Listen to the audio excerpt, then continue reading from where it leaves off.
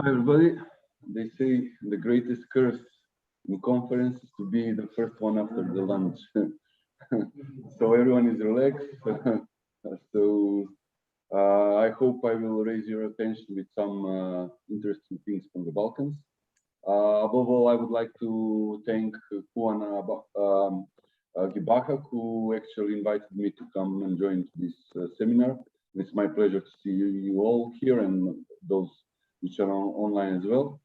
And I believe it will be interesting seminar as it is up to now. So I will present something that some of you are already maybe familiar with. The pile dwellings and the tell sites from the Balkans, something I did before, but and others as well. But something new I will present today. Actually, it will be a sort of resume of some new research and some new thoughts about the landscape and about the cultural or social environment of the first farming communities settling the Balkans. So I will first indicate this necessity to reconsider the landscape. Because of the landscape, actually, the archaeologists made their so-called cultural frames of what they were and what they are still exploring. So because of that, I think a bit of different or not accurate knowledge about or understanding about what was in the Neolithic was promoted during the decades. So since the 50s, many of the archaeological sites were excavated in context of dryland archaeology. So that's how they were interpreted. But on the other hand, whatever was different from so-called dryland archaeology was in a way considered as something which is not typical. And sometimes in some countries, if archaeologists would find pile dwelling settlement, they would consider it as a different culture. So my attempt is to somehow bring new light into this more or less traditional knowledge, which is common for the region and which is absolutely moving now in new direction because a lot of new projects are active and the new knowledge was contributed. So this how actually we have maybe now the possibility and of course the benefit of having these results and propose a new understanding of this site or so-called dryland and wetland archaeology. So that's why I put together two seemingly different type of sites like pile dwellings and tell sites, which are of course different in their architectural setting, but actually the societies that were dwelling there had a lot of in common, so they were communicating so much, and this was not so much highlighted before. So that's why I'm attempting to show that actually these sites were much more related, but of course they had a lot of differences. So that's why I will speak about these similarities and differences in general terms. I will go to a more general map of some of the tell sites and pile dwellings that are mostly concentrated in particular regions. Of course, there are much more, especially of tell sites, but in other regions as well. But I put some of those which are actually giving a lot of new information about the organization of the sites and about the social character of the sites. But with red dots, you can notice these are the locations of pile dwellings, which were not considered so much in wetland archaeology before. We have several large publications, encyclopedias, so-called handbooks of wetland archaeology, where the pile dwellings from the Balkans were not included. This was mainly due the lack of publications on English, so which were not available to these authors. So that's why many of the knowledge from the Balkans was not, which was written actually on local languages, was not considered. So that's how when you read now the handbooks of wetland archaeology, you will not see any single site except few, for example, from Greece, which were well published, and now they are in a new stage of exploring. So that's why when we reconsider the old publications from the 60s, 70s, and some from the 90s, then we can notice that there is actually a number of sites, pile dwelling sites in the Balkans that were actually excavated as dryland sites, and that's why they were not considered within the wetland archaeology. And by considering this older literature, we can see that actually this kind of phenomenon of pile dwellings or palafites was present in the Balkans as well, although it was not considered as a region familiar with such architecture. But never mind these characteristics. Of course, this research provided some knowledge, basic knowledge about the character of these sites, and some information about these social aspects could be taken out as well, and maybe used for further studies.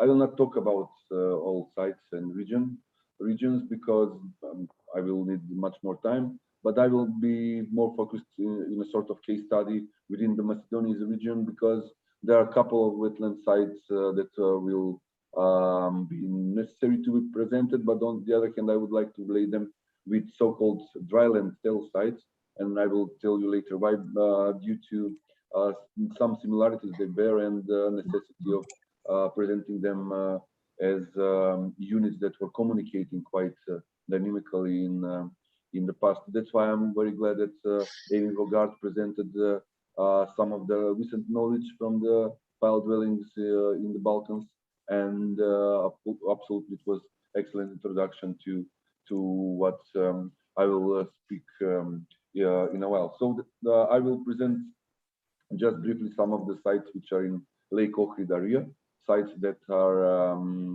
as I told you, found in 50s, and some of them later, and they were modestly excavated due to different circumstances. But as I told you, they give us some initial information about the architecture, about the pottery, about tools and other modes of everyday life, and of course about the chronology of the site. So the site just so Ustianodrim was the first found, and it was contributed to late Neolithic and Chalcolithic period. It has these typical late Neolithic features. Then the site of Ranishtai is also something that was excavated many decades ago, and just a short excavation few years ago as well. But of course, this excavation provided new information about the combination of the dwellings, pile dwellings, and daub structures built on the ground. So it was interesting to see that not only pile dwellings were existing as a single architectural units, but there was also a combination of different types of architecture in this site. You see some other basic information about the site. Then the site of Ohridati, it's worth of consideration because it was excavated by accident due to some construction activities. It was excavated shortly for 2 weeks, I think.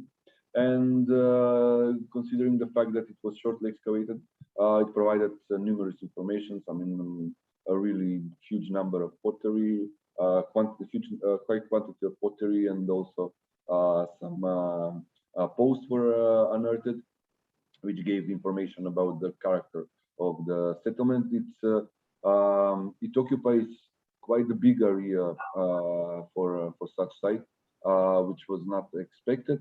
And what is also interesting for the site, there is white painted pottery, which is common for early Neolithic, but there is also pottery which is related to late Neolithic, and even the pottery that goes further to Bronze Age. But it's interesting that it's a site that has these early elements of the Neolithic, which is not so common for pile dwellings, because the earliest pile dwellings in the Balkans are dated roughly in middle Neolithic. But this is the later pottery, late Neolithic pottery. Also some other finds that are contributed to middle Neolithic and late Neolithic, a lot of tools. And this is the datation of the site that was provided by a German team almost several years ago, and it gives different dates that range from 6,000 to 5 to the middle of 6th millennia. So because of the lack of more dates, we cannot say accurately that it is an early Neolithic site, but most likely it is a middle Neolithic site that so far is the earliest one in Macedonia, at least. So it requires further research in order to be understood much better. But the problem is that this site is below the city of Ohrid, so it's hard to be approached, and the entire area where the site is occupied by buildings. So the access is quite hard, but also there is a huge deposit of 6 meters above the cultural layers, which means different modes of excavation are necessary in order to approach to the site itself.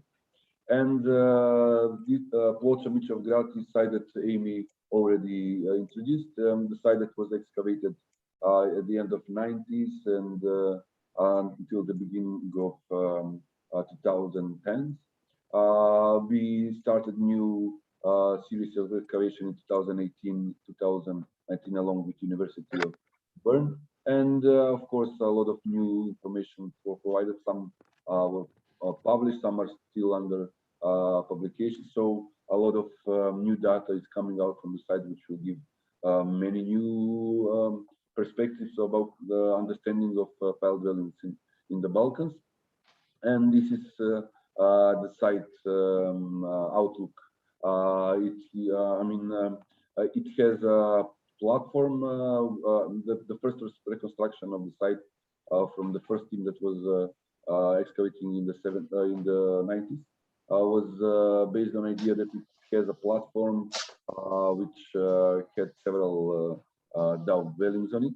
But the latest excavation indicated that there are individual buildings built in different periods in middle of 5th millennia, starting from the middle of 5th millennia until the end of Bronze Age in several different periods. So more or less in terms of Balkan chronology, it could be Chalcolithic period, or in terms of Greek archaeology, will be late Neolithic period. So this is the so far oldest level of the site, and then as I said, it continues in Bronze Age. Also, there is pottery that could be contributed to early Iron Age, but so far the dates are not proven.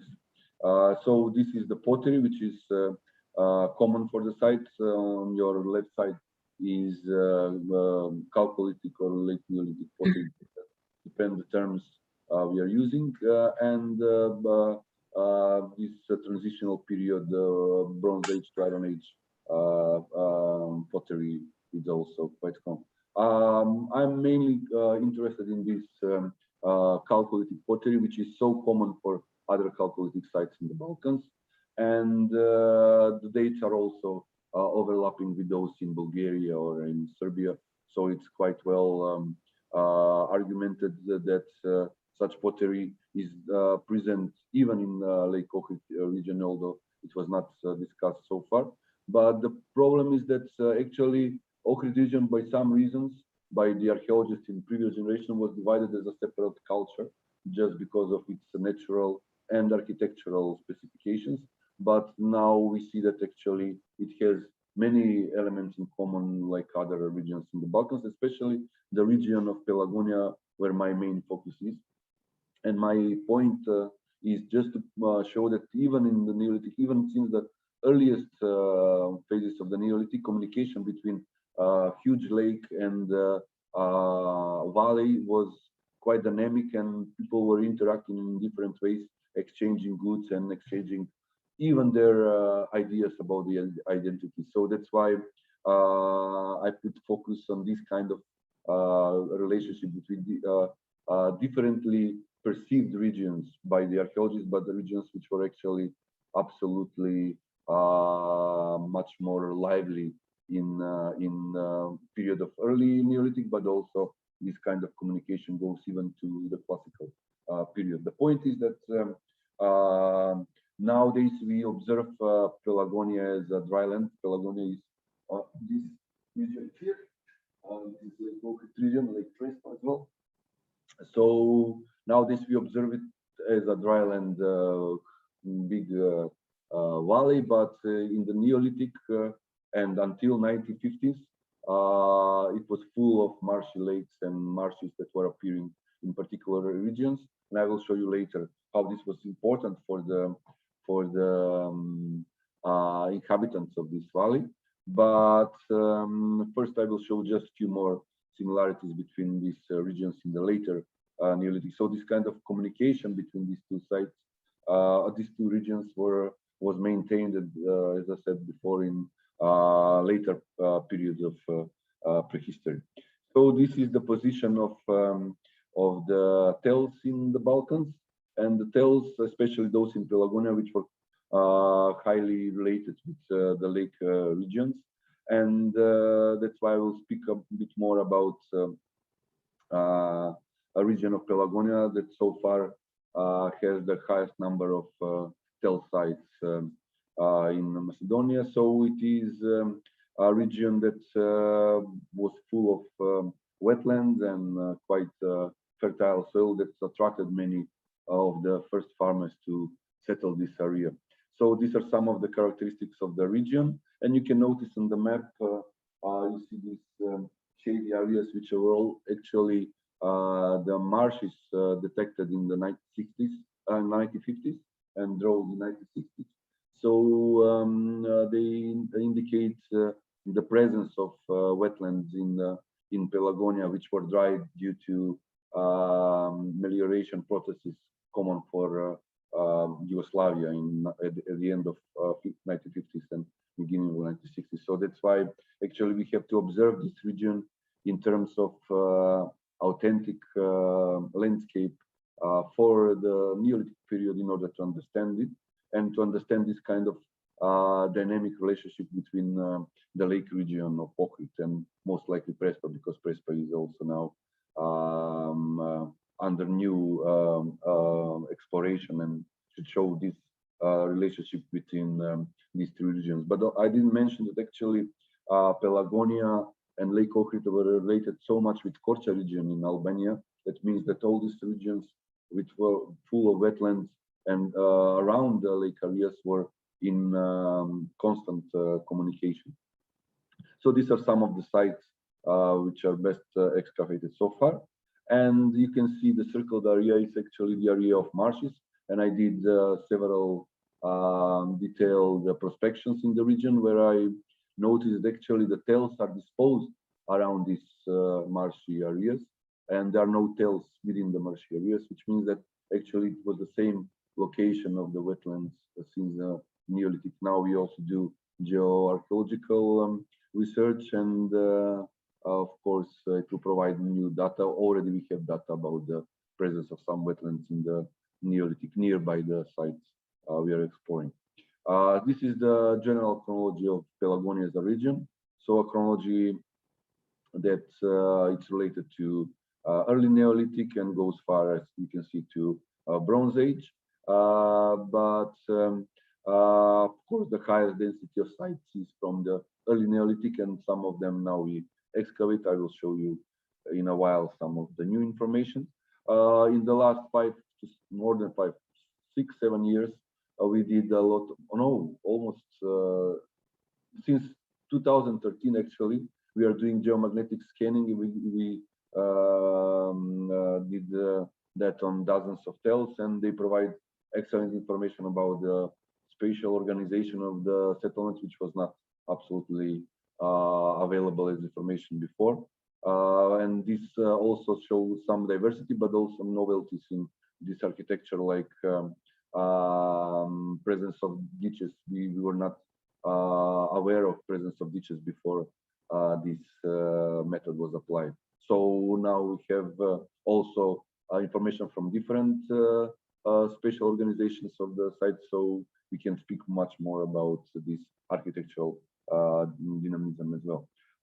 Some reconstruction we made based on this geomagnetic scanning, and of course the models, which are actually my personal motive to work and focus more on the Pelagonian Neolithic, because these models are so common for the region. I mean, as Amy also showed us, they are present in Thessaly, in also in northern Greece, and this means that this region from Thessaly to Pelagonia was absolutely, in a way, focused on Chaos as ideology, and there was absolutely reason for that, and that's why I started researching Pelagonia in order to answer the question why there are so many models in Pelagonia, why some of them are anthropomorphized, some of them have human features, and excavating 6-7 years there, I already have some information or some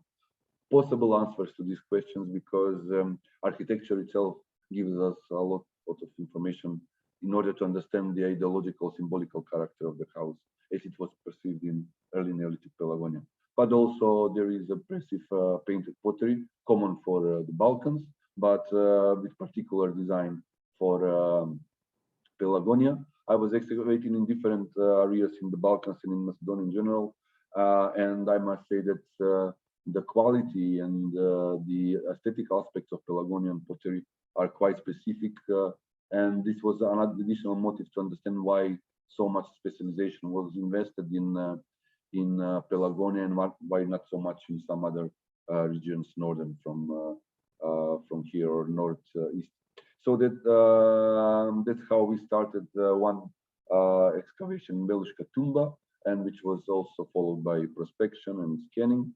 And I will not show you graphs and plots and some other more scientific elements, because we are lacking time, and I'm making a bit more general presentation. But of course, there are many new information about the social aspects of life, about the economy, about the landscape, and maybe we can discuss that in a while. There are some papers already published for these 3 sites that I will present. Actually, for the 2 sites, the last one is the newest one, and you will see it at the very end. So different teams are working and contributing with quite new data about economy and about the landscape. And of course, we are also focused on architecture and material culture. These are some results from the scanning, which show a different spatial organization than those sites you saw before. So there are no ditches, and the buildings are oriented in north, east, southwest direction. And what we found during the excavation is that actually there are 12 buildings built one onto another, which is quite interesting for the understanding of tales as a concept. So there were no gaps, no geological, no chronological, no social gaps.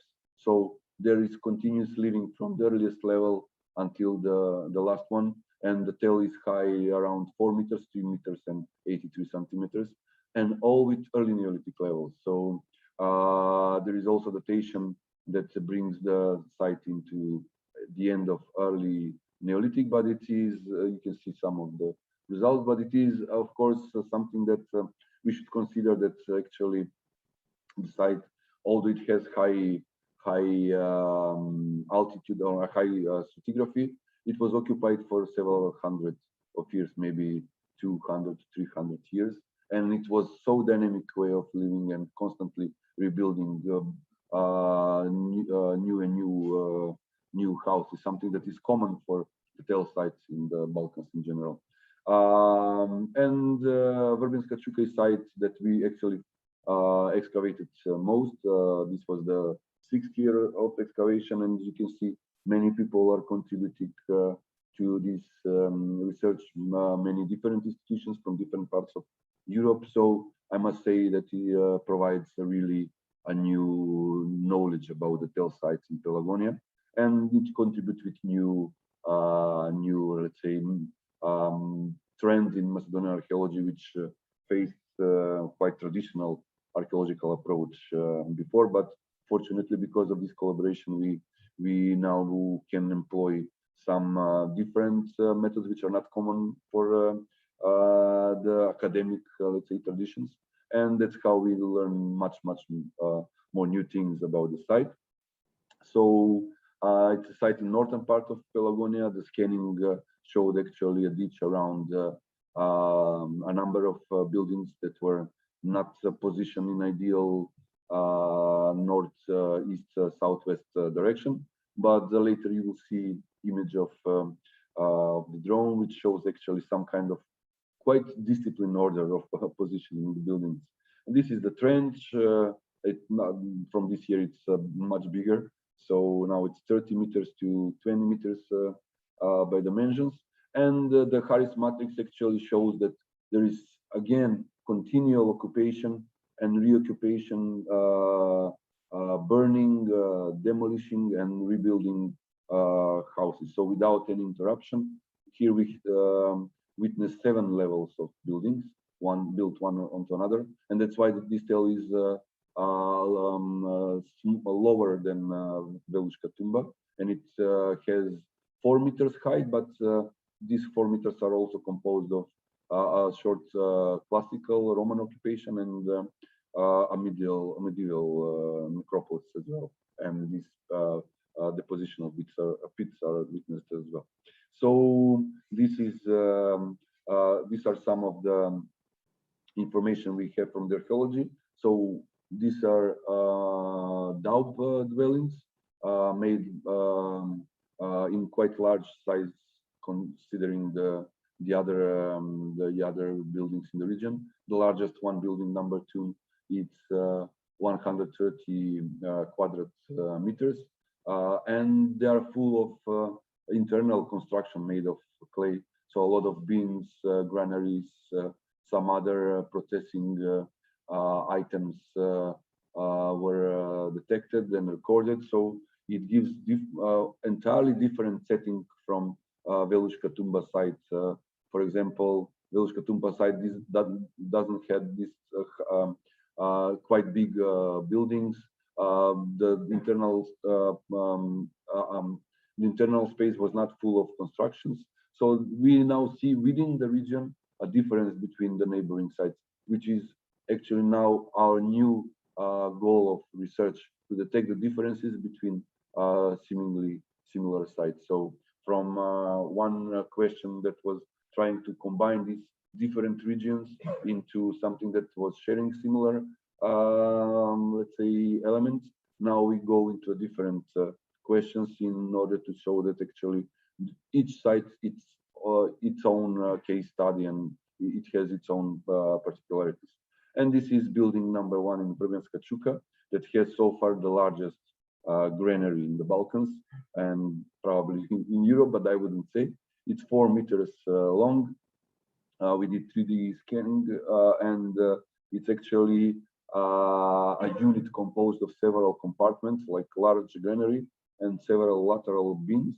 4 are preserved, but 4 more were present in front, but destroyed by bulldozer in the 1970s. That's how actually the site was found, by destroyment, unfortunately.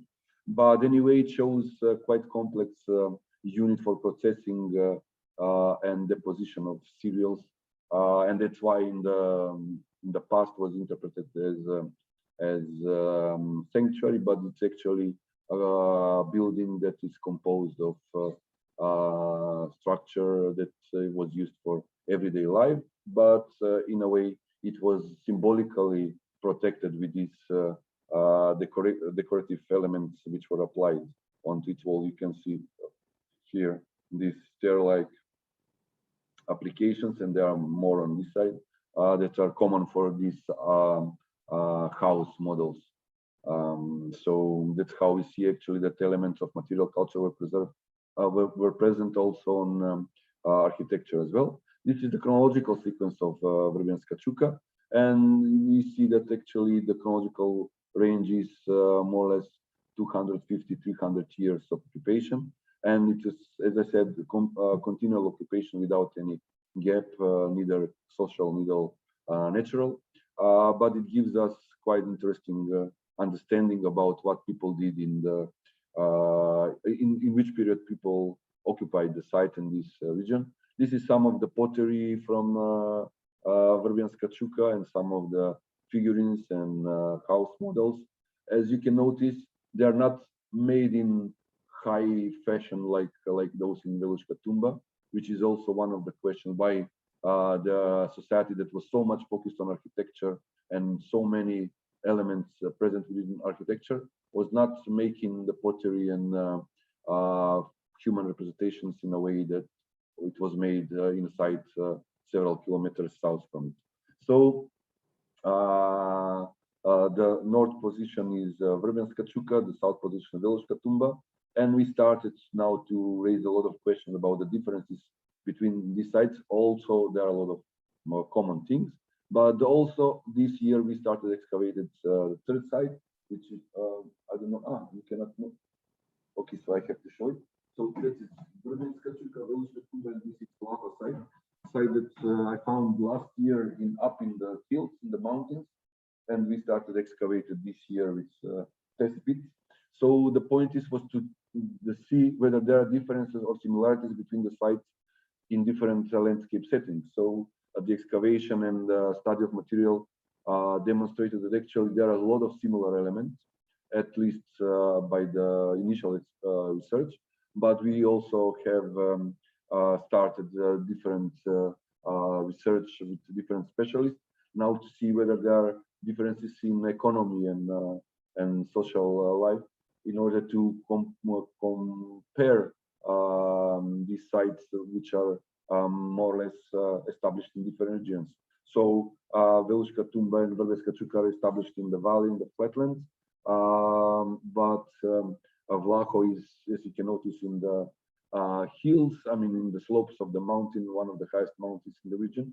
And it's impressive site that actually established on this terrace made by naturally made by two rivers.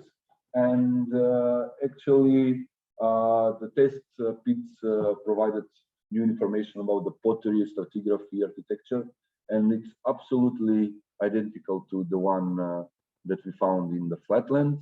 But now we should study further the details of pottery, details of tools, details of animal remains and also botanical remains in order to detect whether there are differences between the sites in the flatlands and the neighboring mountain slopes, because we already noticed differences in economy between the neighboring flatland sites. So that's how actually I will go back to the region and just indicate how it's important to study sites from different landscapes in order to understand how they were communicating, whether they were sharing these identities and maybe their goods as well. So that's how actually the research is focused from Pelagonia to Lake Ohrid, and now it's also dealing with different elements of networking and sharing these elements of economy or maybe social processes. I mean, I try to make it general. We have a lot of new data, a lot of details. If you're interested, we can discuss in the discussion later, or maybe after this block of papers. But anyway, there are also some publications for these sites, so I can share it with you if you are, of course, interested. So thank you for your attention.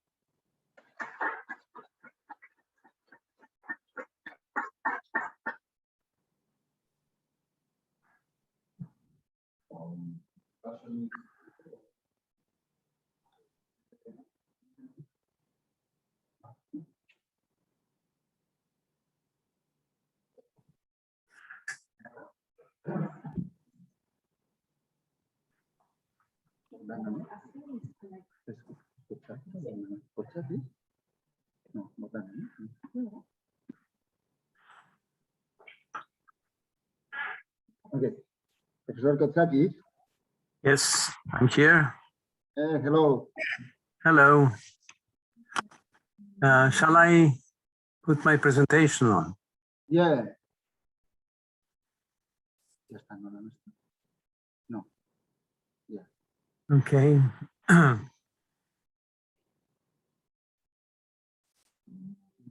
No, no está puesta esta.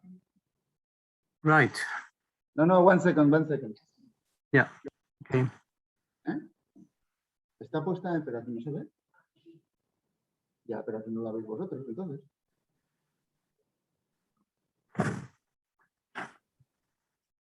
¿No? One second.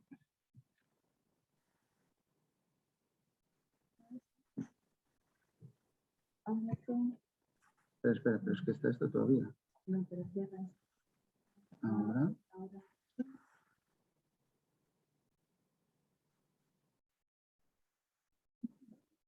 No está pasando nada.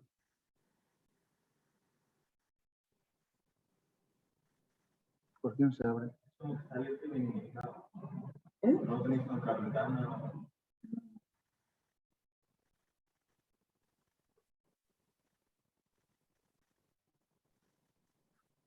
No, pues está pasando, creo que tiene.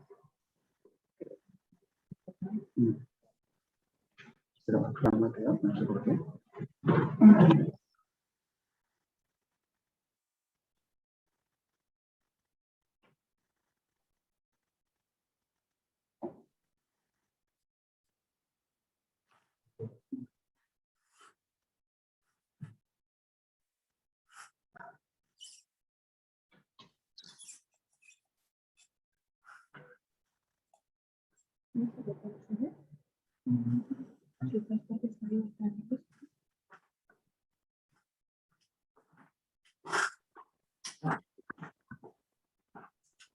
¿Lo ponemos ahí, Miriam?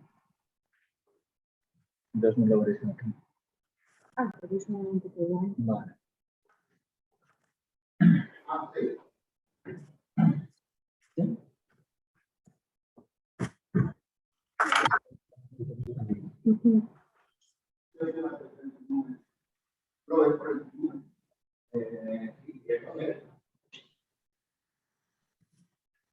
Okay, so I'm so sorry for some technical problems. So, Professor Kotsakis, so when you're ready, you can start your presentation. Thank you. What's going on?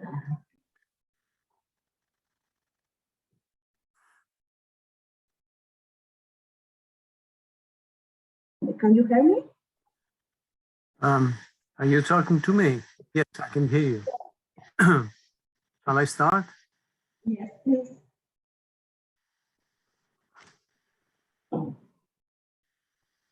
Can you hear me? Yes, we can. Yeah. Can you hear me? Yes, I can hear you. Not very well, but I can hear you. Okay. So you can start your presentation when you want.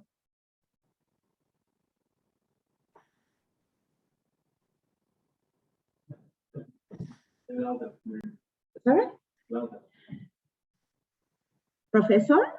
Yes. You can start your presentation when you want. Okay, thank you. So thank you very much. I'm going to talk about the origins of the Neolithic in Greece, as the title shows. The beginning of the Neolithic in Greece conventionally starts around the middle 7th millennium. This date is at least 2,000 years later than the beginning of agriculture in the so-called Fertile Crescent. Admittedly a loose term, the Neolithic represents a long and complex succession of economic and social stages until it morphed into its developed form when it reached Greece, a century or so before the mid-7th millennium. As a result of this complexity,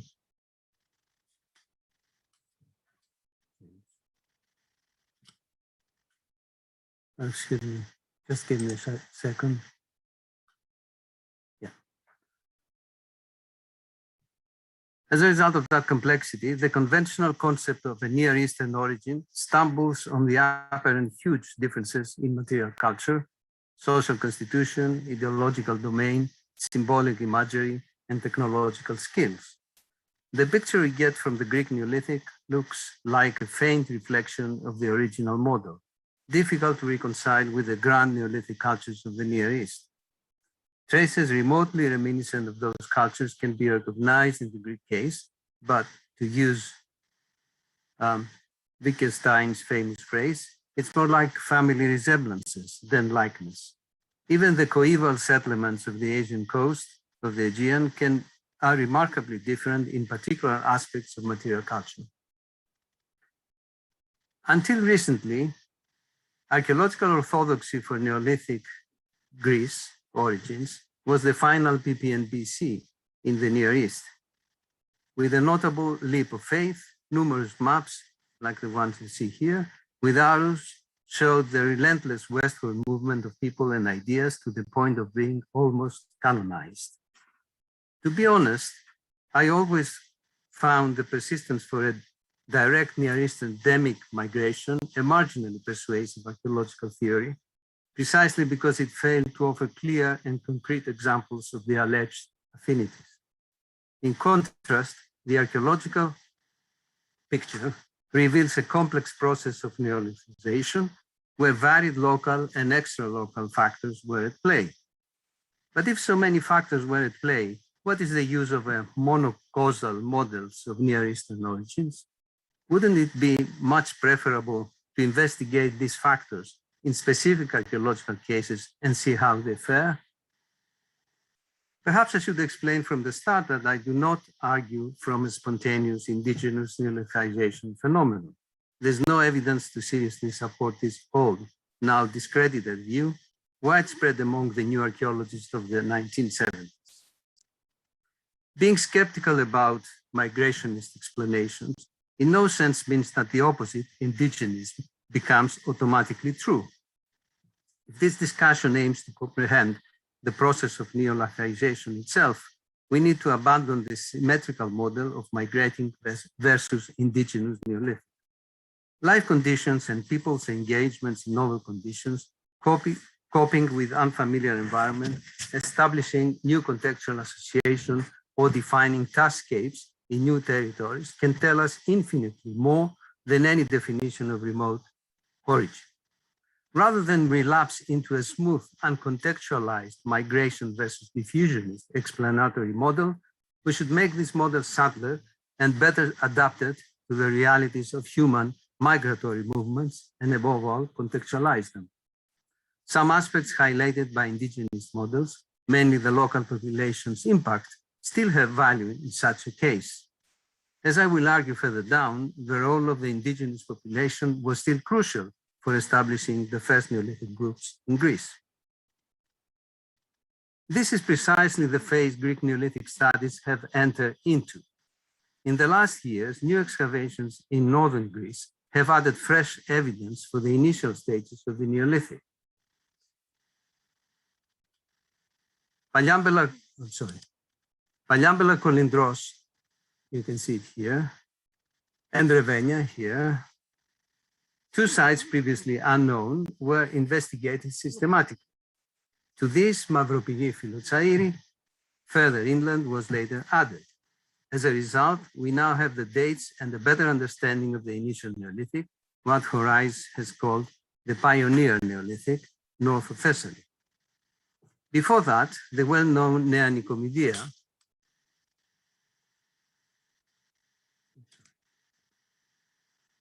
excavated in the early 1960s, was considered the earliest and most typical settlement of the early Neolithic of the North. However, after discovering sites belonging to the first steps of the neolithization of the north of Greece, Nea Nicomedia was now being downgraded to a later period, much later than the pioneer wave of farmers and agriculturalists. Notably, all three pioneer sites are coeval with those of the eastern Aegean coast, as we're going to see later on. The spread of farming solely through the dissemination of ideas is another aspect that keeps surfacing in discussions and appears now little convincing. Firstly, as a concept, migration of the Neolithic package from east to west with no human agency is unnecessarily restricted. Human maritime mobility in the Aegean is securely documented by the presence of obsidian of Milos in both coasts of the Aegean by mid-7th millennium in Palyambela Kolindros, Revenia, Mavropigi, Philotsairi, Çukurisi, and Ulucak in Turkey. Moreover, obsidian reported from Franklin Cave in Mesolithic context, together with bones of pelagic tuna fish, were the first proof for the existence of seafaring much earlier than the mid-7th millennium.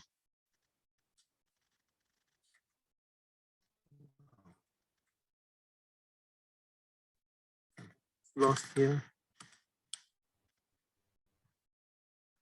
Excuse me.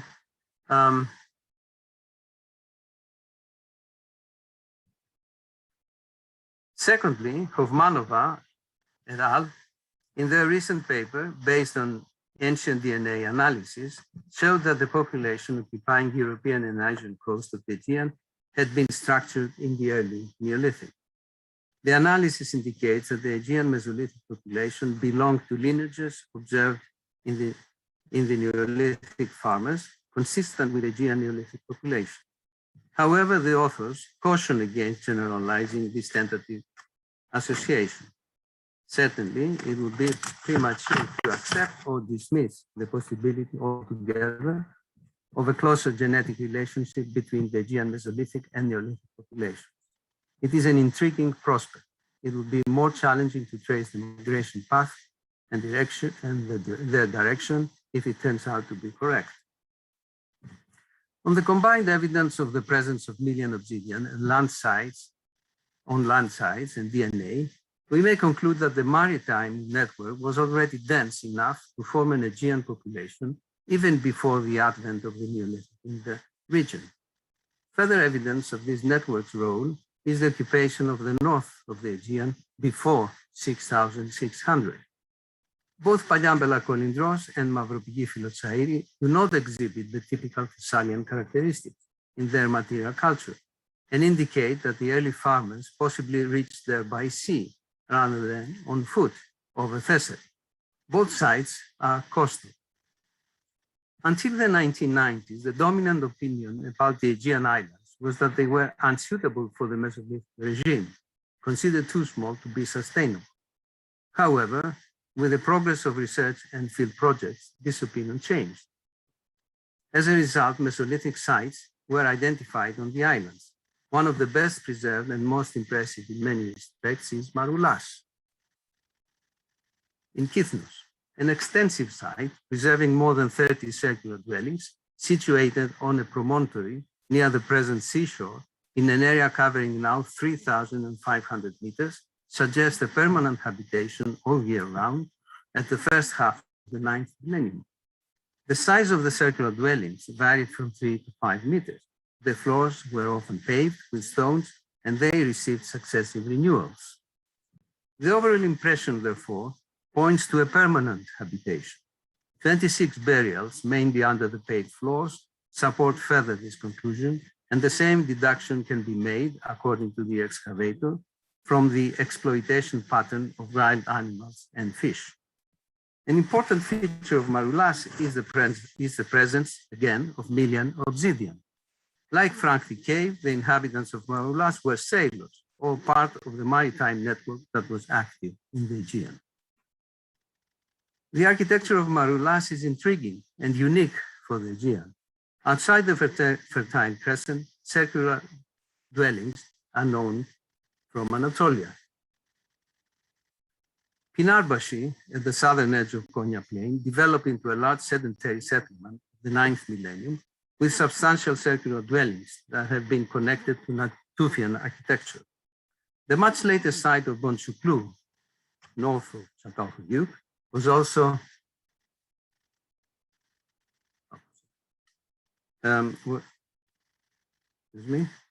has also circular dwellings, which the excavator Douglas Bird associates with households and connects them with Çatalhöyük, despite the huge difference in architecture. As a group of hunters supplying Çatalhöyük with meat. Kalançem in eastern Turkey is another site of the same period, which is characterized by circular building. I'm just picking a few out of the many.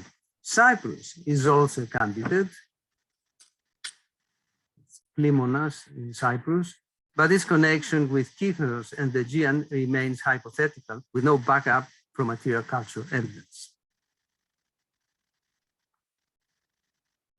Anyway, comparing only formal characteristics of architecture based on plans is methodologically unsound, especially when this exercise seeks to trace origins or influences between different regions.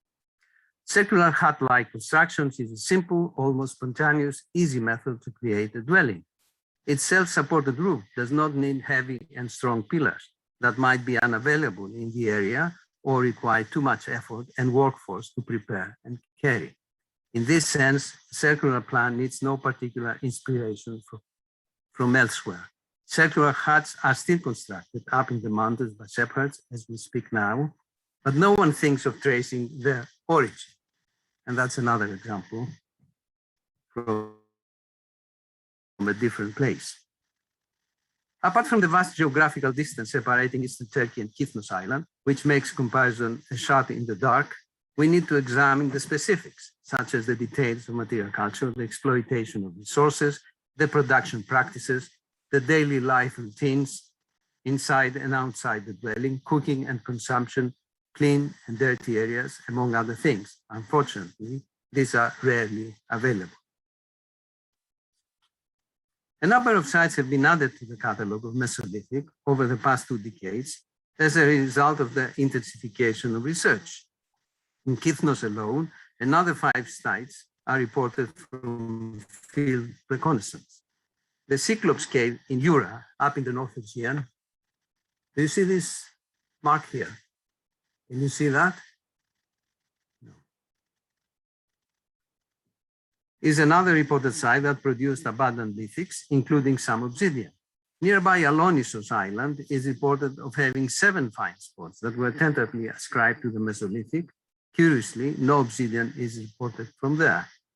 Kerame in the Ikaria Island near the Anatolian coast was excavated by a joint expedition of the University of Aegean and the Polish Academy of Sciences.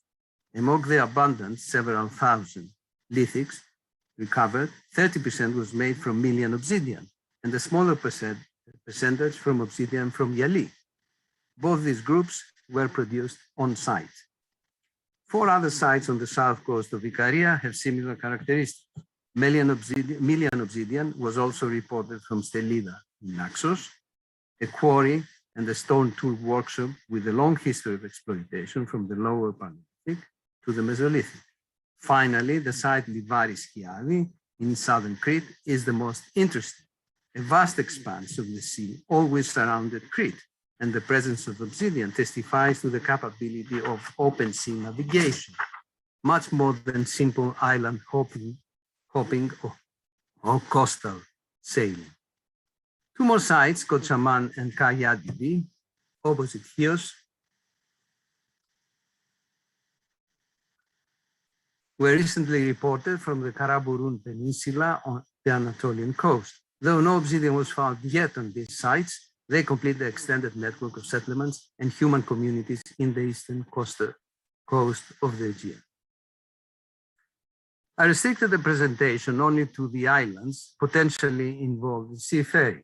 The archaeological evidence over the last 2 decades shows a dense pattern of Mesolithic sites on the mainland too. We are certain now that in Greece, the mainland, the islands, and even Crete were not empty during the early Holocene, as it was formerly the accepted opinion. The presence of Milos obsidian from an early date leaves no doubt that the maritime network was already established by the 19th millennium in the Aegean coasts and the islands.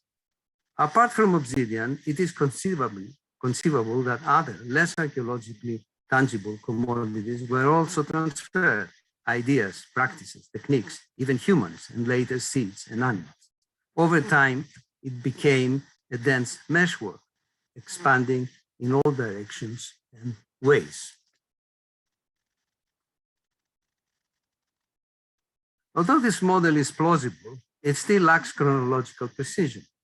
The dating uncertainty is unavoidable because of the nature of the evidence, mainly coming from surface surveys. Only systematic excavations in the future will solve this problem, especially its role in establishing the earliest Neolithic communities.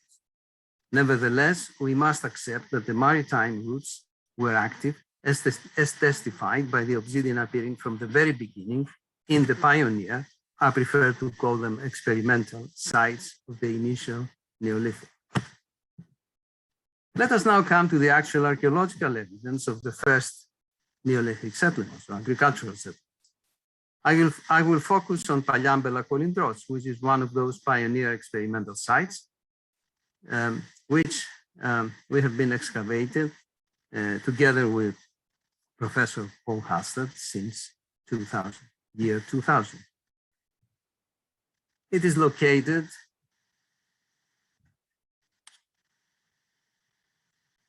near the present Aliakon Delta, up north in the Thermaic Gulf. You can see in this map. How do I?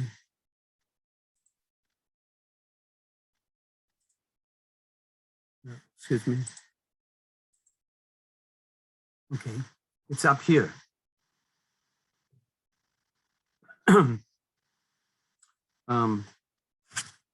According to the model carbon-14 dates, you see them here, the site, the earliest Neolithic, is dated around 6,600 BCE. Except for a single date from Knossos, which is probably slightly earlier, this date agrees with a new date from Frankfurt and Argisa, although probably it is earlier than Sescu. However, all the dates from Greece are a little younger from the earliest dates, appearing recently from the eastern coast of the Aegean in Ulucak, but earlier than Çukurisi, which is the other coastal Aegean site in Turkey. Palliambela Kolindros is crucial for understanding the Neolithization mechanism in the region and its relations with the Aegean maritime network. The examination of these dates seems to reject the traditional Thessalocentric model for expanding the Neolithic to the northern parts of Greece and beyond to the Balkans. The new evidence indicates that this expansion happened in bursts, not as a continuous swift wave transmission. There is much local variability and complexity, both temporal and cultural, which appears now as new evidence is brought to light. This would be only predictable, as the early farmers, contrary to the accepted archaeological shorthand, do not represent an abstract culture, but real people with real practical needs and concrete agency. These people come into mutual face-to-face communication from land and sea, producing variability as they move. Korais has recently suggested that the Neolithic colonization of the Aegean took place from the sea, and we have also proposed this route for Palliambela Kolindros and other coastal sites in Greece. The channel of the maritime meshwork must have been still active and available to farmers, as evidenced by the abundant obsidian that was available from the start in the coastal Neolithic sites. Therefore, contrary to the received wisdom, interpreting archaeological traces as signs of cultural origin, stressing uniformity, I suggest the opposite, looking for variability as the key to understanding the Neolithization mechanism and processes. The example of Palliambela Kolindros opens the way of approaching variability through a tangible and central feature of the Neolithic way of life, the absence of rectangular architecture in its earliest phases.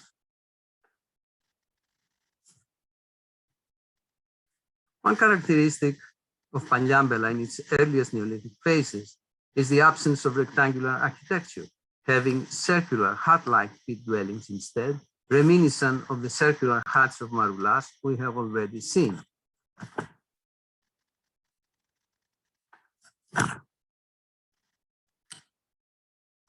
This is the main area where the early Neolithic was found. And as you can see, this area is split in two parts. This is, let's say, the habitational part where there are these pit dwellings. And here is the what we have called the communal area, where we have distinctive traces of food preparation and consumption. And this is the communal area. You can see these bins here and here on the side. These bins are actually for preparing seeds, for pounding seeds to get whatever it's called. They are to clean them anyway. And then also other agricultural works related to the crops were actually taking place here, as we found out by studying the phytoliths in this area. Here's the stratigraphy of that part of the settlement. You can see the earliest, right at the bottom, the earliest deposit. It's 6,600 plus something, and it's devoid of pottery. There's no pottery here. That was something that we were surprised to find. And then we have the other phases of the early Neolithic. And here are the phytoliths, an example of the phytoliths, which are characteristic of pounding the grain. And the whole area, as you can see, this is the area where the pit dwellings, and this is the communal area, what we call the communal area. So by contrast to what we've seen, Uluçak has produced complex architecture with rectangular buildings and mud brick walls, plastered walls, and floors, and traces of wall painting. And excavation at Çukurçi, you see on the right, at the deepest level 13, also produced a rectangular mud brick house with a succession of lime plaster floors. Other sites in the region, like Gyegubre and Yesilova, also preserve a substantial architecture with rectangular houses built with stone foundations, which are absolutely lacking in Palyambela, some of them representing dwellings. The same picture appears, in Greece. By contrast, the earlier phase of Sesklo, these are all the sites in Greece that have pits at the early Neolithic. So as you can see, they are just a substantial number. So the first, the earliest phases of Sesklo in Greece reveal only pits and ditches cut in the bedrock, some of them representing dwellings. The same picture appears in the deeper levels of Argisa and Achilleum. I have already mentioned Palyambela, Kolingros, and Revenia, another nearby coastal site with pit dwellings, while the inland Mavropigi, Philotsairi, had only pit dwellings built around the central larger pit. It's round in its earliest phase, which again is dated, as you can see, in around 6,600 BCE. The picture we have from the early Neolithic of Greece is that rectangular houses, as a rule, replace pit dwellings only during the later phases of the early Neolithic, during the last couple of centuries of the 7th millennium, or in the Middle Neolithic at the beginning of the 6th, as is the case at Palyambela. These are the houses of Palyambela, but other sites as well, notably Sesklo. So this is very well known Sesklo.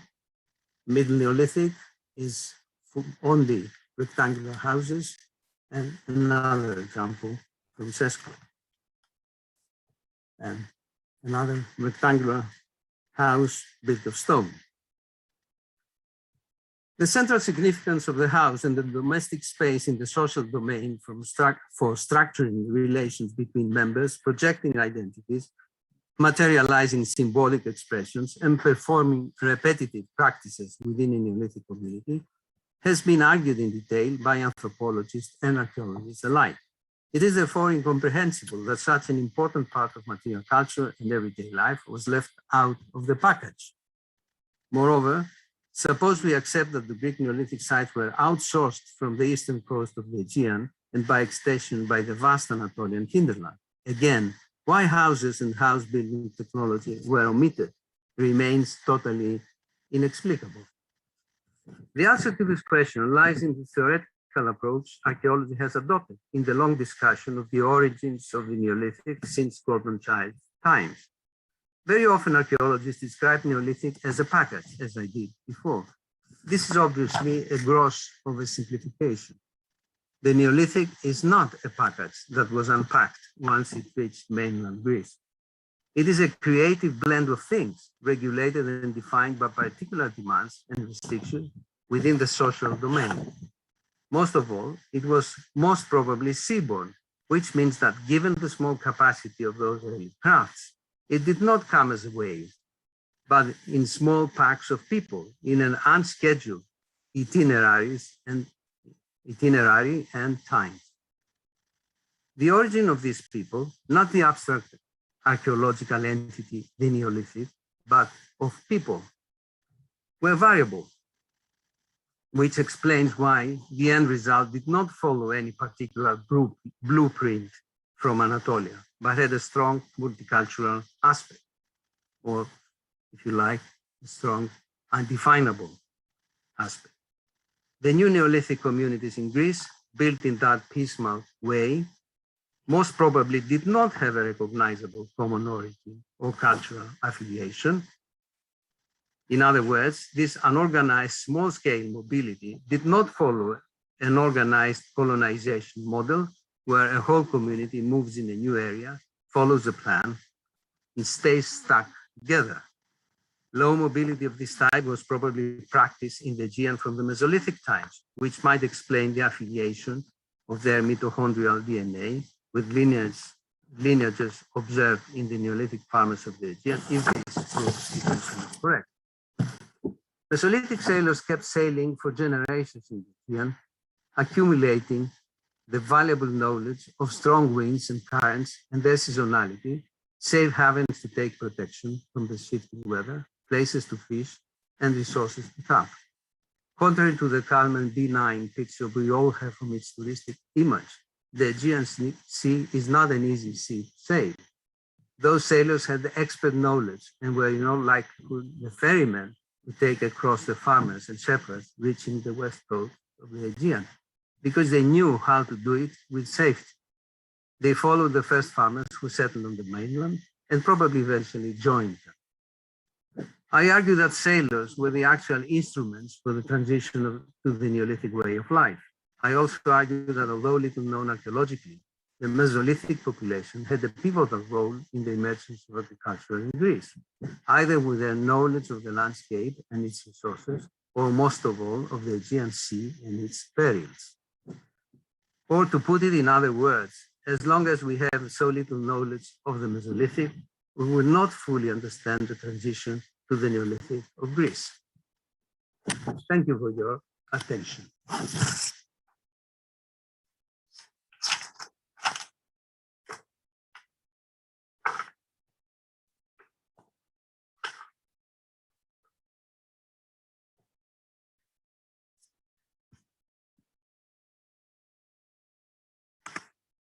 Shall I stop sharing? Yeah. Thank you so much for your talk. Yes, please, if you can stop sharing your screen. Yes, now it's perfect. Thank you so much.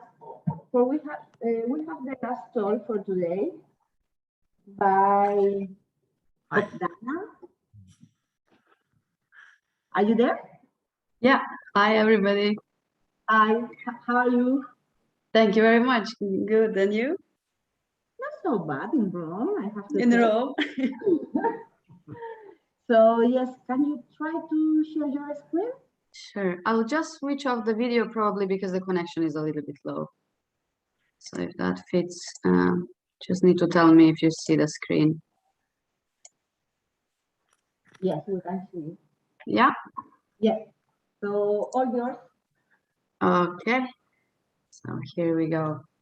So, buenas tardes a todos, and hello everybody from Istanbul. It would be really lovely to meet you all there, over there in Rome in person, but in any case, it's a real pleasure to have the chance to present online today.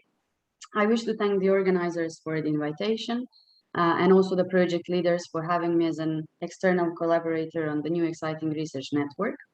And in order to get the others working together here closer to the topic I have been investigating in the past years, and open somehow the room for our common future discussions, today I'll present you some of my results dealing with the Lithic technology and some of the ongoing ideas concerning the work on lithics, aiming to address the questions of origin and spread of the Neolithic, in actually quite a broad area that I address today, spanning from Western Anatolia to the Balkans.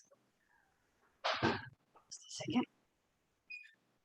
Okay, so as the time today is quite short, and a lot of just finished or still ongoing work has not yet been published, or it was done in collaboration with others who are not right now on this paper, I will be introducing you to the topic by framing my results and ideas around 3 topics, following by key research questions and case studies, where in the course of the presentation, I will further talk about each of them in more detail. So the first topic mainly concerns the work from my PhD thesis, which was looking at the process of neolithization in Western Anatolia by focusing on the assemblages from the Izmir region and being in particularly based on the amazing material from Çukurovçi Huyuk. I think I'll be focusing on that mainly in the presentation. And the second topic of my research relates pretty much on understanding the relation between Western Anatolia and Greece throughout the 7th millennium BC, where I'm trying to look at the circulation of raw materials and regional and supra-regional connections by following the way of how the lithic artifacts were produced but also used. And finally, the third topic is actually the most recent study and also a part of a larger project looking at the emergence of the Neolithic in the Central Balkans. And in my case, the Lithic study is incorporated in the subject of technological trajectories, where I'm looking at the assemblages from a site in South Serbia and comparable material from other contemporaneous sites in the neighboring area, including Romania and hopefully Macedonia in future as well.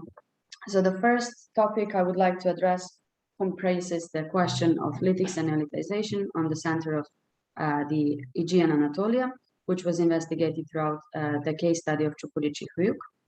I think all of you mainly know about the site, but still I'm just gonna go quickly through it. And Çukurovçi was excavated by Barbara Forresh from the Austrian Archaeological Institute and previously Aurea Institute in Vienna, primarily within an large ERC project Prehistoric Anatolia, which discovered that the site was occupied in the Neolithic, Chalcolithic, and Bronze Age. However, today I'll be, of course, addressing just the Neolithic sequence, which spreads throughout the 7th millennium BC. What is extremely interesting here is that the settlement was located in a lagoon in the Aegean Sea, which differs from the current situation where the Tel is now situated in the vicinity of the ancient Ephesus. And here on the left, you can actually see the change of the coastline and the suggested scenario from the prehistory, where you can see how closer to the sea was the site exactly. So in terms of lithic, to jump a little bit more to the topic straight, the importance of Çukurovçi lays in a couple of points, and here I will be addressing 2 of them. So when it comes to lithics, Çukurovçi is very particular and also peculiar sites, I would say. And I had a great luck to work on it for my PhD, especially concerning 2 different things. So first, the site was together in line with Ulucak, for example, from the same region, founded in the first half of the 7th millennium, while the other sites, such as Ege Gübre or Dedecik, mainly show later or post 6500 BC sequences. In this particular region, in fact, just a few years ago, the pre-Neolithic was not really known, and we were lacking the data about the potential Mesolithic or Epipaleolithic that could be looked at when exploring the question of cultural continuity or tradition. especially in lithic elements.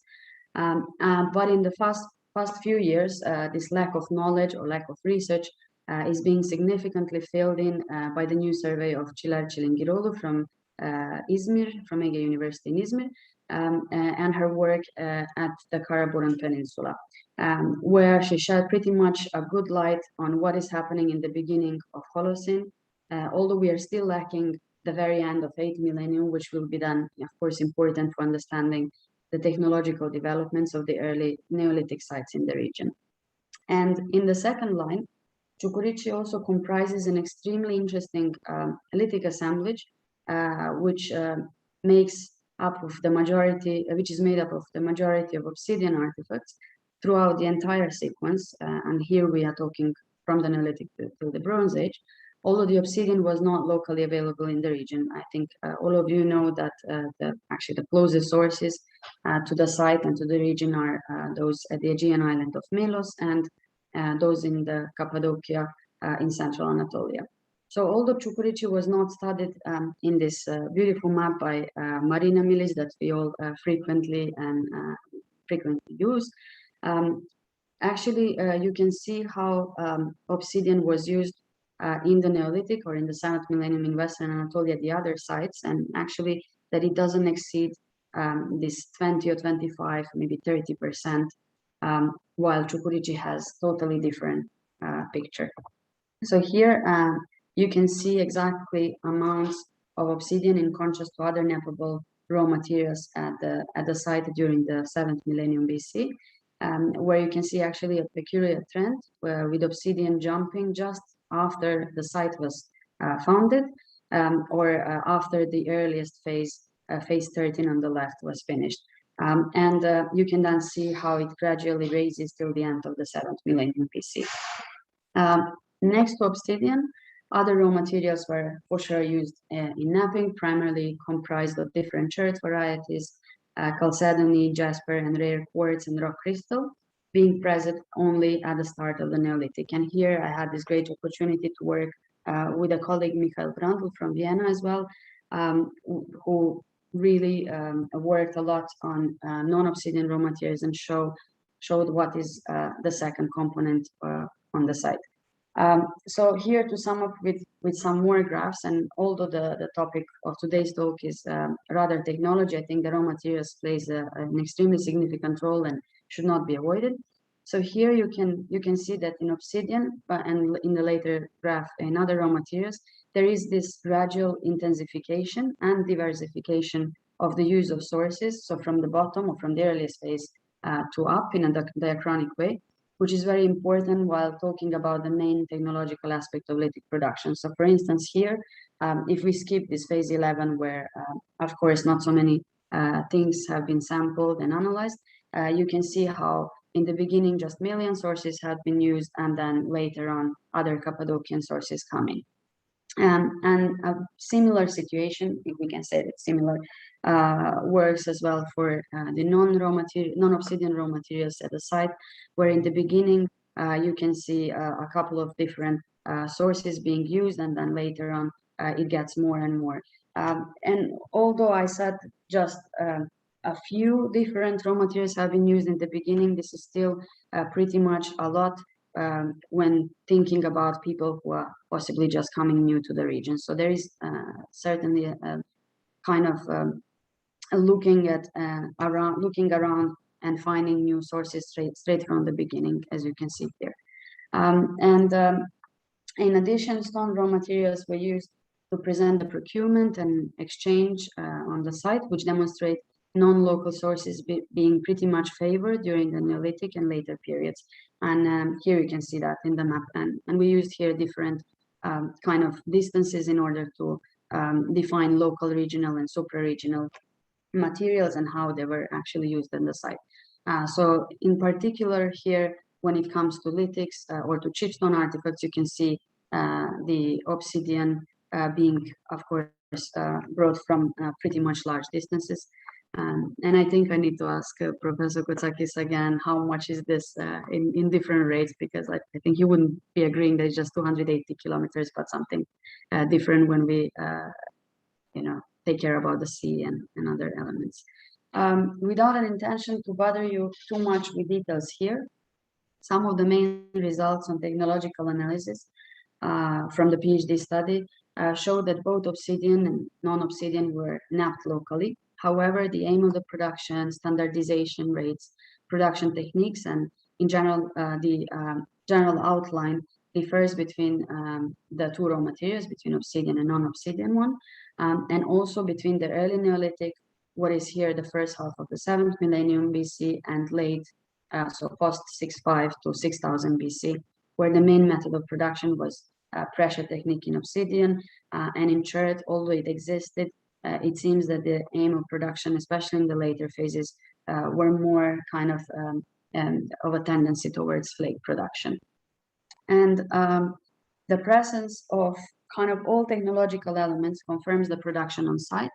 And here I just present a drawing of a couple of those elements where you can see the cores, the preparation, rejuvenation elements, the pre and final products being present in both raw materials. And actually just at one of the assemblages, you can see how much more obsidian we have at the site. Although chert, it looks here that it's a lot, it's just like large pieces are rather present than it's being too much. So obsidian actually exhibits particular knapping methods related to skilled pressure technique production used with different body positions. Although I won't be going into details here, we have either rather full or even extreme standardization related to blade production, blade and bladelet production that can follow two main systems. And here I'm using the ones that were done by our Japanese colleagues and the French Jacques Pellegrin, who did the experimental knapping, and here presented very well how this looks in reality. And we can actually talk about having the same thing at Čukurići when it comes to obsidian, especially concerning the cores, either conical or bullet cores, which have been favored in the site. So when I mentioned this standardization or even extreme standardization, this can be not just seen in the number of regular blades, but also in specific and unique finds from the site. And I guess that many of you already spotted the long blades, which were excavated in 2012 and presented many times and published as well. But again, I would just like to draw your attention on this cache, which was found within a Neolithic house dating to around 6,500 to 400 BC. So here you can see this crazy standardization in production, where the pressure technique, probably coming after indirect percussion in the beginning, comes to a really nice point.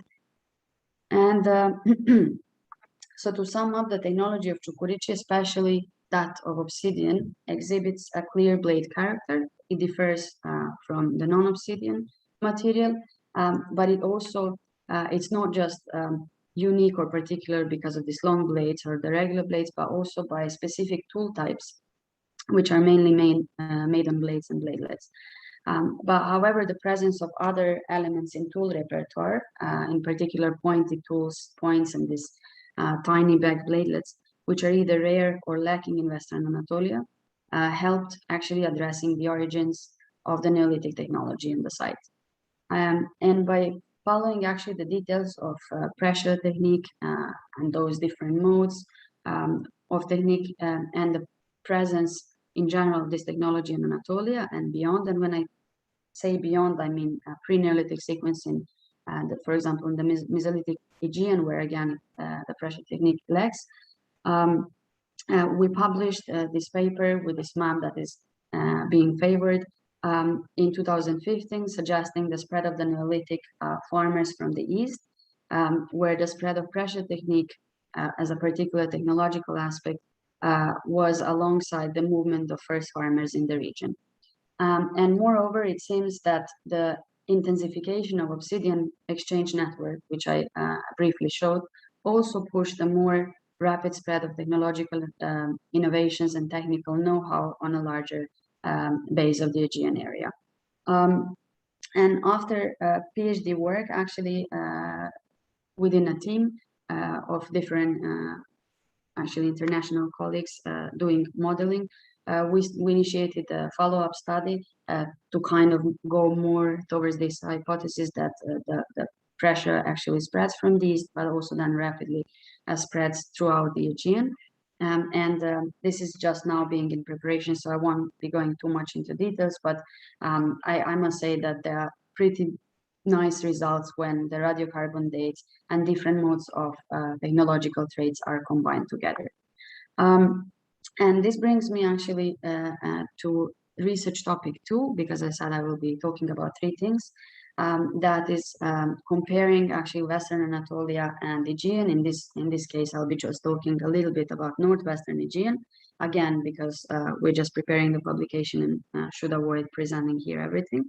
But what is actually going on in Western Anatolia is that when one looks just at technology, especially after 6,500 in this kind of late Neolithic in Anatolian terms scope, we can see that similar technological categories are appearing everywhere. And this is working for Northwestern Anatolia, in particular for the Marmara region, for Central Western Anatolia, and for the Lakes District.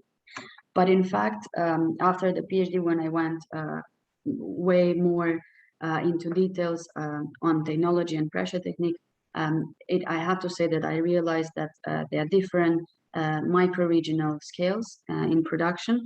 And one of the maybe most obvious one is that in the Northwest Anatolia, or in the Marmara region, we have the explosion of this bullet cores that Ivan Gatsov and Petra Nedelcheva are talking about, of course, in way more detail. And that in the contrast, in Central West Anatolia, we have a slightly different outcome with this rather longer blade snapped from conical cores, and actually we don't even have that many bullet cores. Again, as a third case study, the Lakes District exhibits both little traditions, and we have both bullet cores and conical cores. And again, all 3 regions also differentiate in the procurement and exchange of obsidian finds. On the other hand, when we look at Greece, and here I would, of course, not going into details of what was the study of Catherine Pelez and what she already defined from Franti Cave and around. I'll just try to address Northwestern Aegean and say that we have pretty different evidence when it comes to lithics. And here in the publication in 2019, I tried to summarize a couple of technological but also typological elements and how they differ within 3 regions on Western Anatolia and in the Aegean. And what is actually striking as the first thing is that in the Aegean, we generally have not that many lithics as we have it in Western Anatolia. So this is the first thing that comes to one's minds when working on the material on both sides of the Aegean. And the second thing is that what Catherine Pelez suggested for as the itinerant napping stories actually works for Greece, but not Western Anatolia. So we have, in fact, not just different technological elements, but also the procurement of obsidian and actually procurement, exchange, and also production of obsidian. So when we look at Northwestern Aegean, we can see pretty much nicely this difference in napping non-local raw materials, especially obsidian, which was actually rather procured and used at the site, but not always napped or not completely napped. And again, I think you can already go into publication if you need to look at more details. What I won't go too much in here, but just to mention, especially because we were very glad to work with Professor Kotsakis on the material of Paliambela. I just want to show these 2 drawings and to say that the site is pretty much exhibiting these differences when I talked about napping of local and non-local raw materials, and also this toolkit or tool set repertoire that is pretty much different in Greece and in Turkey. And I hope to be able in future to go more towards functional analysis on the site, because another element that is actually maybe more of interest of this project group and Juan Gibaja is that we have again two different traditions in terms of manifestation of sickle plates and how they were actually inserted into sickles, but also use of potential hunting tools, if I may say so. So trapezes and pointed tools or points, which were just present in the central West Anatolia, and trapezes being present in northwest Greece and Marmara region. So this is something to bring for future. And the research topic 3, I just, without intention to jump way further into the Balkans, but should just present what we are currently working on or investigated in South Serbia as the part of this new large project, the Neolithic project, which looks at Neolithic technological trajectories in the Balkans, and where Lithic study is part of a set of questions which are looking at build environment, pottery technology, and Lithic technology and raw materials. And here I would just tell you that there is again, like in Greece, a very peculiar case on the use of raw materials and its relation to technology, where one have to be particularly kind of careful when it looks at the assemblages and tries to do a generalized outline of the Balkan assemblages, because the raw material selection and actually the availability is pretty much influencing the technological outcome of the assemblages.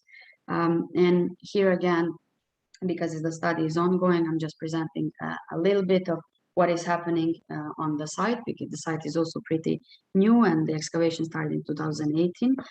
We currently have just the beginning of the 6th millennium BC and this early start of a horizon, where we realize not like unlikely, like in Aegean and Western Turkey, we don't have obsidian exchange, but the exchange of different raw materials, in particular those so-called Balkan flint elements, which come in a totally different technology than the local one.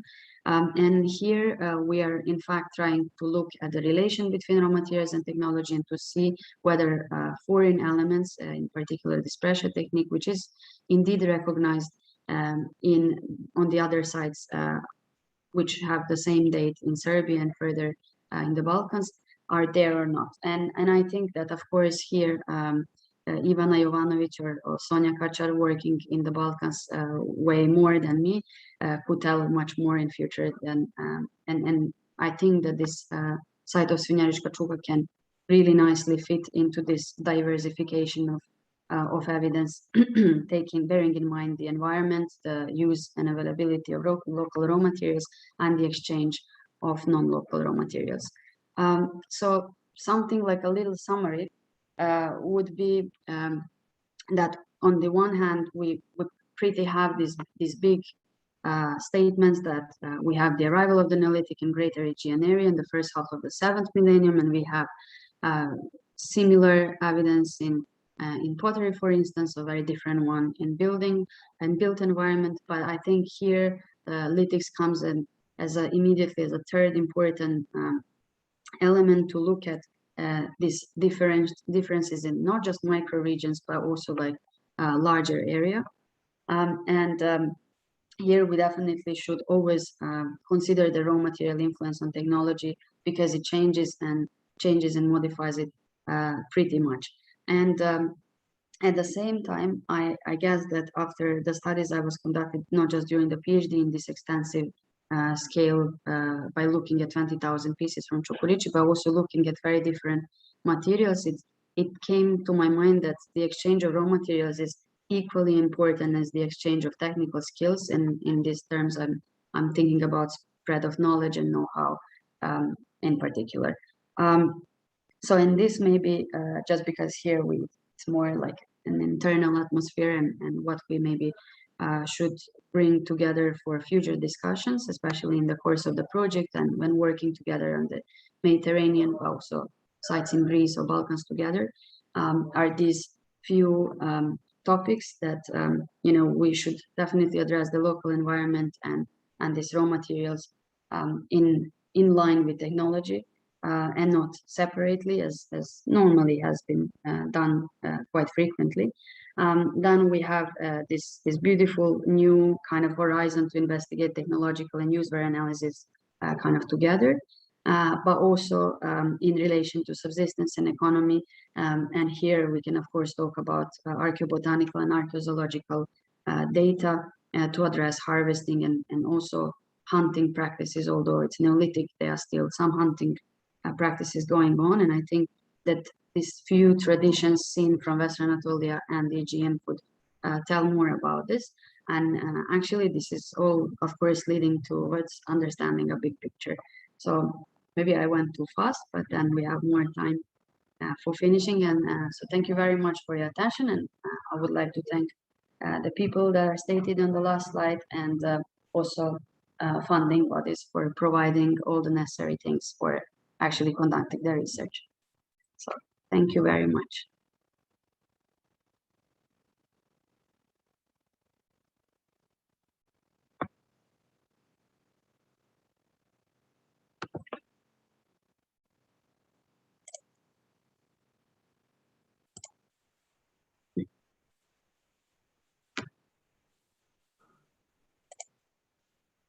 So thank you so much for your talk. I don't know if we have any questions in the room. Any comments, suggestions, something? So we have a question on YouTube. So we have a question for Professor Kotsakis. So you're working in very close areas. So how representative are the Mesolithic sites in these areas? And are there sites with Mesolithic Neolithic sequences in north of Greece and Macedonia? Yes, please. Sorry.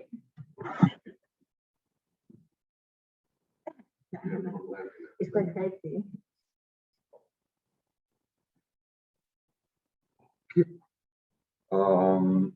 So far, is it okay?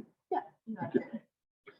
So far, there are no Mesolithic sites found north of Greece, at least in Macedonia, in the regions where we excavate. We work, that's Pelagonia, Lake Ohrid, and Poland region. So that doesn't mean that they don't exist. The problem is that we don't have so many specialists and people that would be focused on this material and recognize well this material. And there are no prospections in this way. When we do prospections, we mainly are focused on Neolithic sites and maybe Chalcolithic and Bronze Age. So that's why so far we've never detected elements of Mesolithic. But when we excavate it, we don't find phases below the Neolithic foundations of buildings.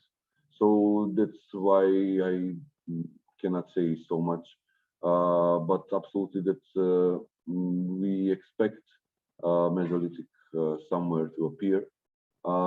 It's about time. I don't know when, but we haven't been fortunate in these last 40 years. But surely, as I said, it's because of lack of specialists in this way. But if we consider Albania, Greece, Bulgaria, Serbia, then absolutely they have Mesolithic, and it should be expected in the region as well. Professor Kotsakis, can you hear me? His microphone. Sorry, we can't hear you. Can you turn on your microphone?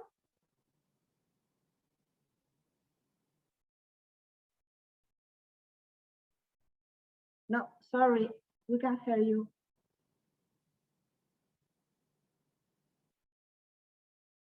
On the microphone.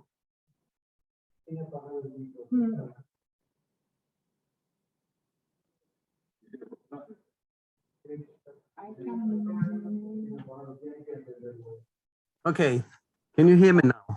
Yes, now. Yes, okay, sorry about that. The question is whether there are Mesolithic sites in in northern Greece. The actual research has only started recently. There are sites, Mesolithic sites, identified in the Ionian Islands by Curtis Runnels, and he has published them some years ago. And in central Macedonia and Greece, we are having currently research about field reconnaissance about that, and there are some encouraging results. I cannot tell yet if these are Mesolithic, because the truth is that we know the Mesolithic lithics very little in the north. Actually, a few years ago, they were not even recognizable.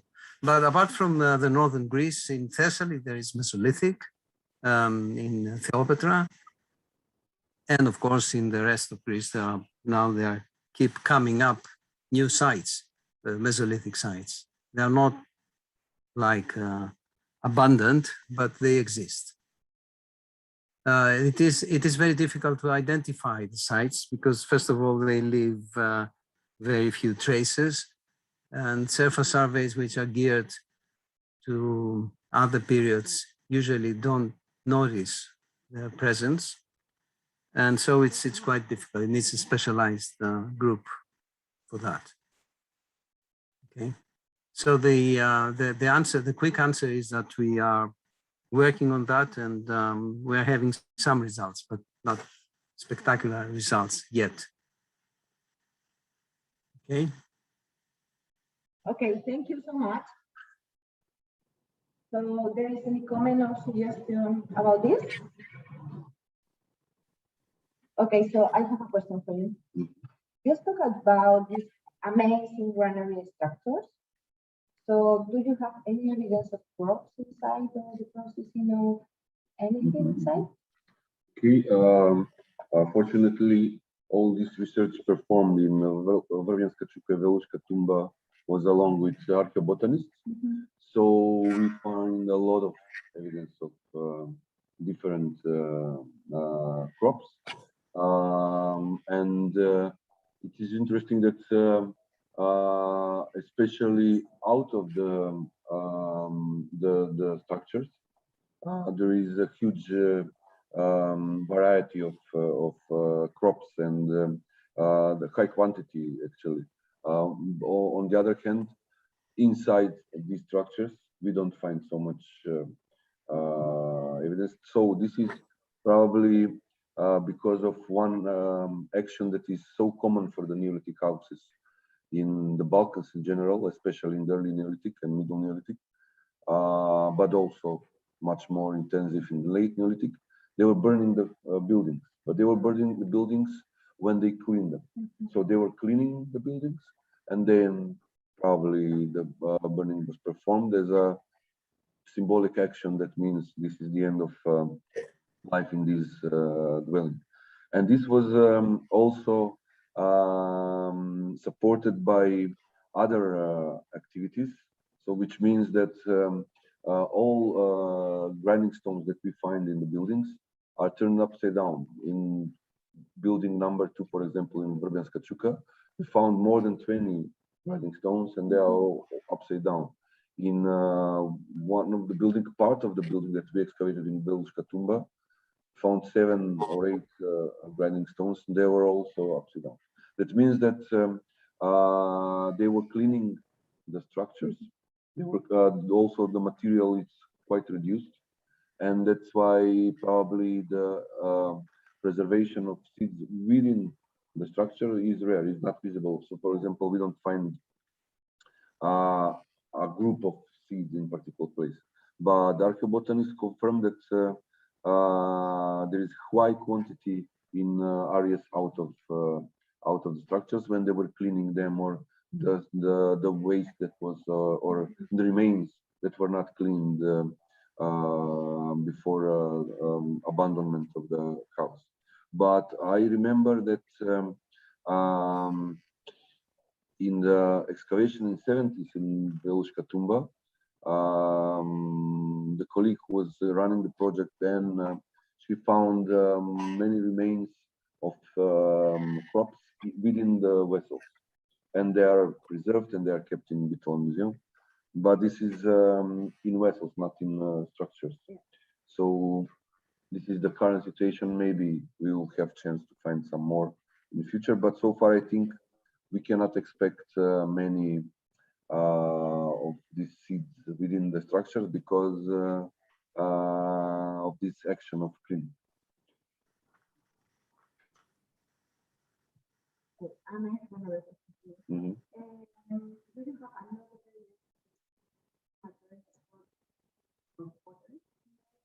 Okay, so we did a detailed study of pottery, and also Senor Gibaha can tell you more about the lithics. But the pottery is something that was studied from the earliest phase until the abandonment of the site, and there are no significant changes. I mean, of course, some changes can be noticed, but definitely the features, I'm talking about the very general features of pottery, typology, style, fabric, design, are not changed significantly. Mainly, you can notice some maybe preference in particular phase of some, let's say, design or some shapes, but not something that would indicate abrupt change or something that was different than the initial phases. But on the other hand, a very specialized analysis of pottery was not done. So it was done mainly by us who are generally traditionally trained in pottery studies. So specialists, I mean, there are some specialists that already announced that they will work on it. Because of the COVID, these actions were postponed. But we expect that maybe in a year or two, we'll have more knowledge about the features, technological features of the pottery, and then maybe those specialists can tell us about the changes of production or maybe changes within of the I don't know, dealing with the pottery. But maybe Juan can tell us about the lithic tools. Or Nico, if he's here, he can call us. Yeah. So, yeah. So, no raw materials.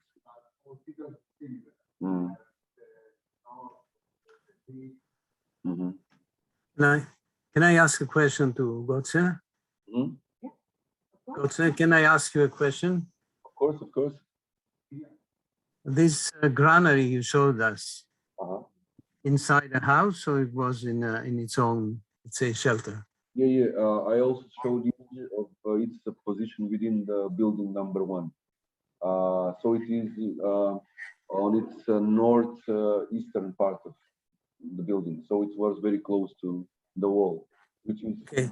Now, a follow up to that. This, you said it's 4 meters long. Am I right?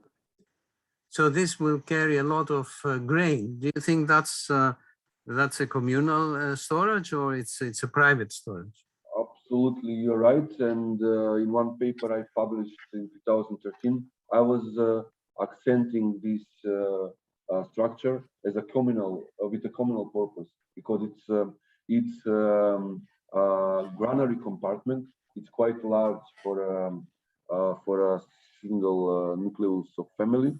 So most it was used for maybe several communities using such structure. So that's why we are quite careful with naming the buildings as houses, because building number 2 is also quite large and it has 11 structures inside, which means that they are this building was mainly used as a workshop for processing the cereals and maybe production of bread, because there are 3 ovens there, more than 6 or 7 individual beams, also circular structures for grinding the cereals. So that means that that building most likely was not intended for dwelling. And during the context of building number 1, with the big granary with lateral compartments of bins, we can say that at least 2 buildings were most likely with different purpose than dwelling. So maybe it was a place where people were depositing their cereals and processing them. Okay, thank you very much. Thank you. Okay, so thank you so much. We don't have more time, so if you have any question, comments, or suggestions, we will postpone them for tomorrow. So thank you for your contribution to this workshop, and hopefully see you tomorrow. Thank you so much. Okay, thank you. Thank you. Thank you. Bye. Bye. Dana, how are you? You hear me? Dana? Hi. Good, and you? I'm fine. I'm fine. Yeah. So when are you coming to this video? Yes, I should. Do you have any plans yet? Not yet, checking. but I'm staying in Istanbul till the end of October, so maybe we could just chat on the phone or see when is the good date. Okay. We'll I see. don't know We'll if do they're, if they're We'll do that. recording right now. Yeah. Sure. Never mind. It's not a secret, is it? Okay. Bye-bye. Okay. Great. Nice Nice to to see see you. you. Yeah. Bye. Bye. Bye.